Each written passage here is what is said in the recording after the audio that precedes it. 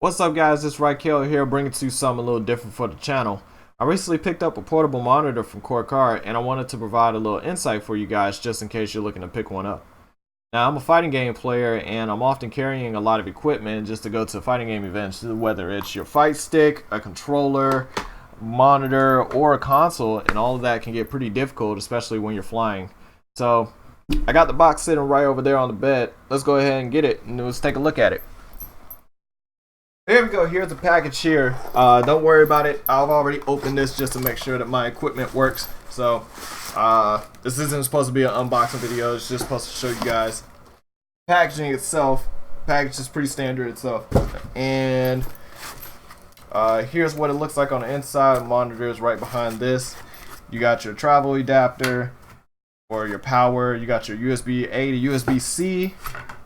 And you have a travel stand. I didn't get to package it correctly, but you have your mini HDMI to HDMI. So let's go ahead and open this up real quick.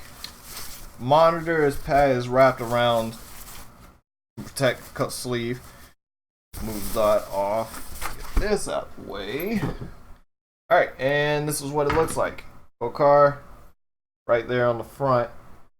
You have your, if I can get a little bit of a glare on there, you have 15.6 inch screen right now. This is the biggest one that I have. It's super thin and you can see that it has a little bit of a fat back in the bottom of it.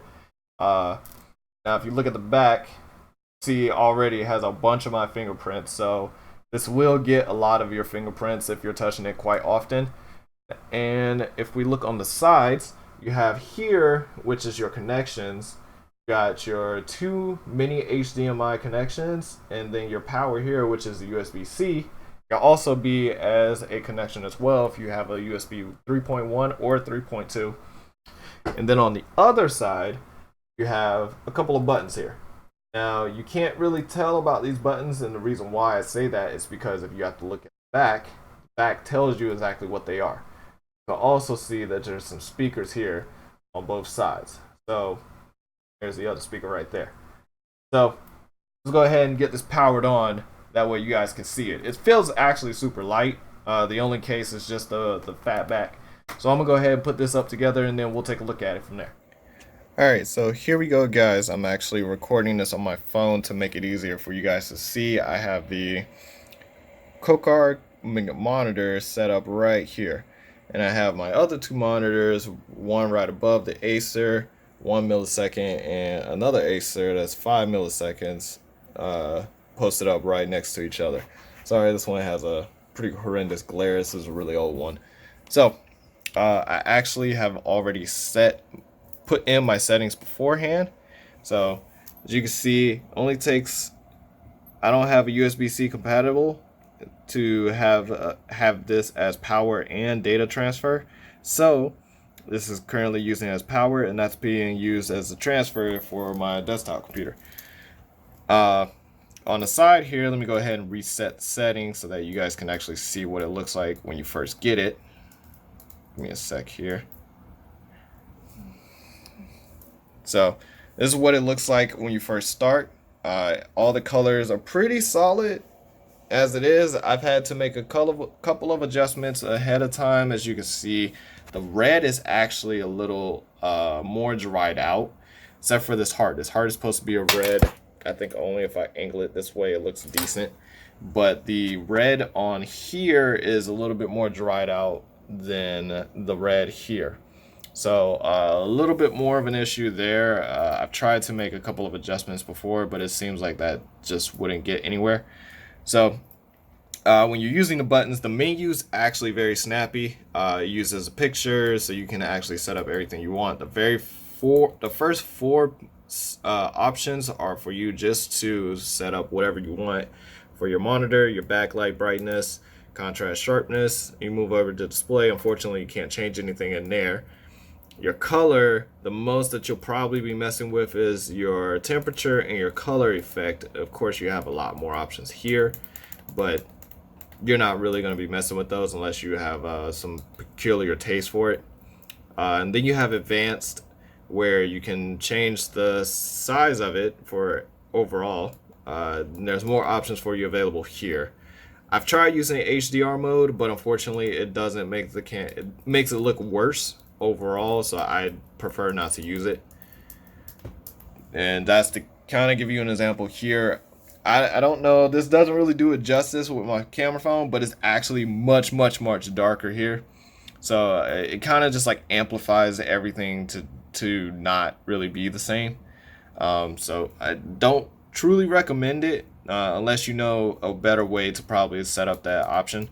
And then your other four options on the menu are your input, audio, and then of course you saw the reset beforehand, so you can alter your menu, and then that's about it. So I didn't show you how it is when you turn it on and off. When you turn it off, it's pretty quick. Turn it on, boom, it's very quick. Don't even have to wait for that long. So the only issue that I've really found with this monitor, well, there's two issues actually, is that there's bleeding that comes along right here. There's two portions of it bleeding. So if you have a very dark surface here, there will be some small bleeding that comes away from it. I'm assuming it's from the power to just have it too close to the monitor. The other one is trying to set this up in portrait mode.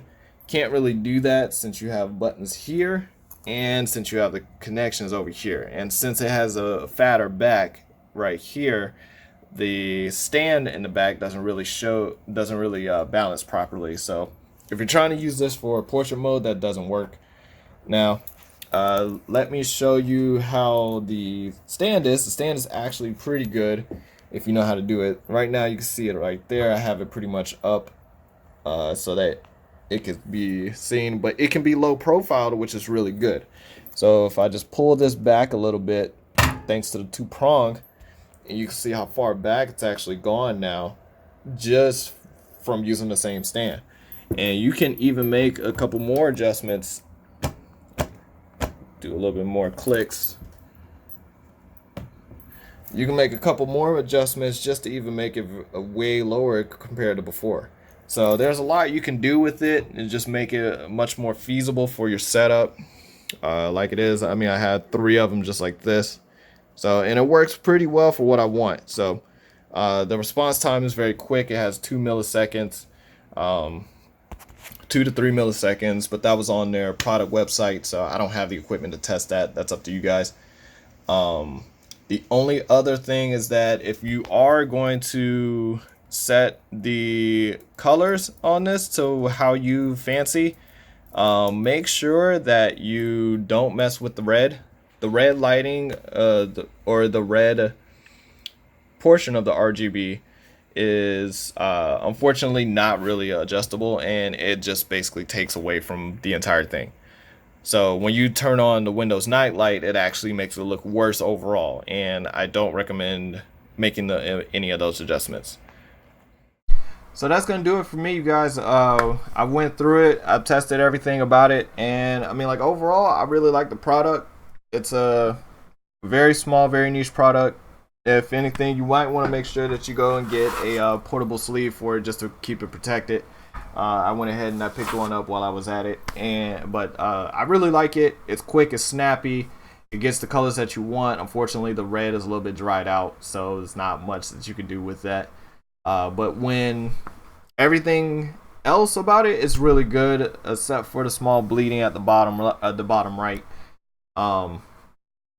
I've played it. I played it with Smash. I played it with Tekken. Played it with a couple other games just to test and make sure, and they all felt really well, really well responsive.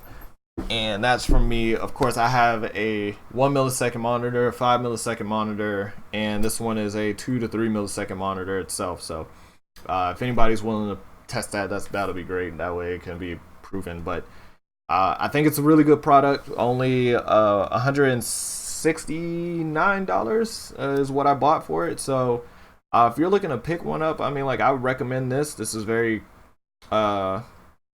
feasible for its product and doesn't cost a lot for the rest of the market that's out there. Not a touchscreen, but if you're looking for what would be half of the time your gaming monitor, then this will be a good product for you. So that's it. This probably will be a one-off. I don't know if I'm gonna do more, but let me know in the comment section. And that's gonna do it for me, guys. Take care. Have a good day.